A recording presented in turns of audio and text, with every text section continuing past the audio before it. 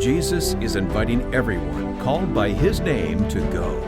Go and create 1,000,000 smiles, 1,000,000 memorable moments, 1,000,000 relationships.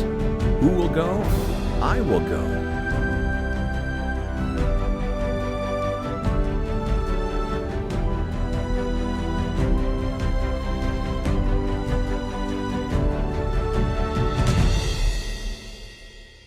Here's how. I will go is a call to greatness.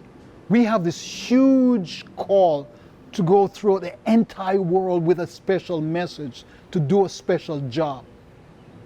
And when you say, I will go, it's a call to greatness, a call to be on top, to be special, to be in a special group, a call to do things that's unprecedented.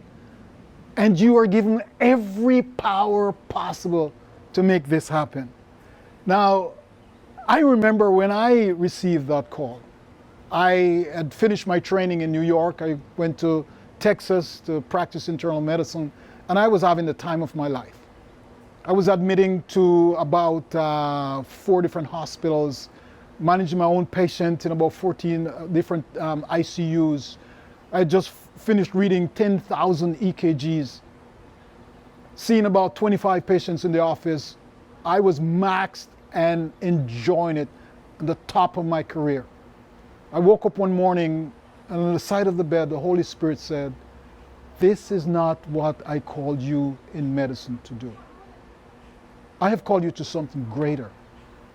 I said, Lord, whatever that is, I will go. Now, in order to, about 2 days later, as a matter of fact, I got a call from a friend of mine, Dr. Charles Marcel. He was a former professor of mine. And he asked me to give a lecture for him. And as I recalled, I said, where is this place? It's a New York conference. I want you to do a lecture on diabetes. I said, okay. So I started thinking, if I'm going to do that, I have to get Friday afternoons off. So get this Friday afternoon off. I went to the coordinating physician and I said, listen, Dr. Ramsey, I need to get Friday afternoon off. And so I need you to change the schedule. He said, no, you can't. Nobody asked for Friday afternoon off. Every physician has to work Friday afternoon. I said, this is not negotiable. I have to get Friday afternoon off. And I said, as a matter of fact, it's a spiritual thing, okay? I have to get it off. And he did everything conceivably possible to prevent that. To the point where I went to God and said, Lord, if you've given me this call, you're going to have to clear the obstacles in a way that it makes me clear that when I say I will go, that you will back me. And I'm going to show you in a minute how God answered that call. But I want to share with you some proof that what I'm saying is true. That when God calls you, He's calling you to be always on the top, to be in the top 1%, to be great, to be special. He's calling you always to be on the top, never to be on the bottom.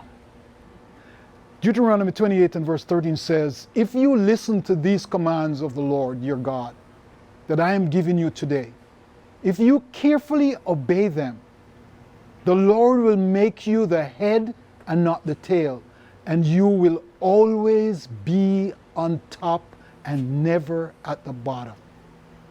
Always be one of the super performers, super achievers.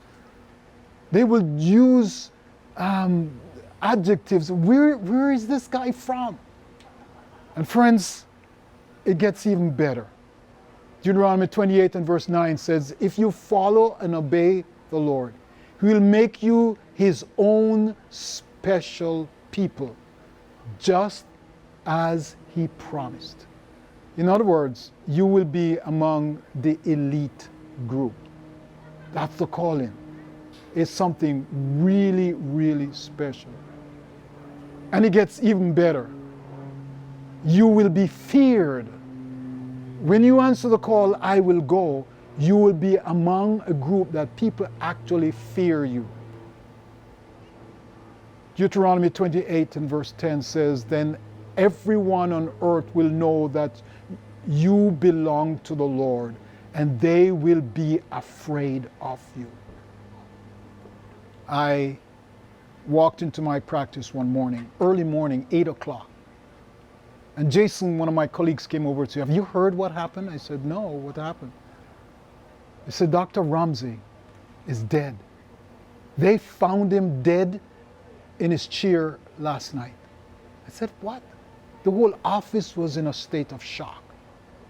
I went into my office, closed my door, and I said, God, I will never doubt you. I will go anywhere you want me to go. I will do anything. I recognize that when you say you call us to greatness, and people will fear you, you will be on top and never at the bottom. I accept. What's the message? And the message was very clear, friends. 1 Corinthians 3:2-9, it gets even better. Eye has not seen nor heard, nor have entered into the heart of man the things which God has prepared for those who love him. It gets even beyond the imagination. We see things through 3 dimensions. He's calling you because he thinks from maybe 7 dimensions, and he's calling you to things that you can't even manage. And the message that he calls us, friends, he wants you to go and ask the question, where are you? You can't expect people to come.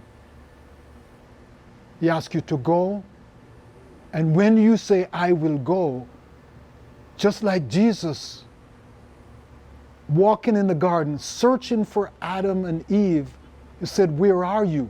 Genesis 3 and verse 10. I heard your voice in the garden, and I was afraid because I was naked, and I hid myself. Every human being is struggling with fear and shame and covering themselves with fig leaves that they make for themselves. And you are asked to go and ask the question, where are you? And then there's a message that you carry. Jeremiah 31 verses 3 and 4 says, yes, I have loved you with an everlasting love. Therefore with loving kindness I have drawn you. Again I will rebuild you, and you shall be rebuilt. The message, friend, is that people are looking, and I'll show you the neuroscience of this. People are looking for everlasting relationship with God. And the method is you will draw them with loving kindness, compassion, being tender-hearted, being courteous. We will show you all of this. And God is going to use you when you say, I will go. He will use you to build others. And yes, He, through you, will touch the heart of individuals. Friends, the call to go, when you answer, I will go, is a call to greatness.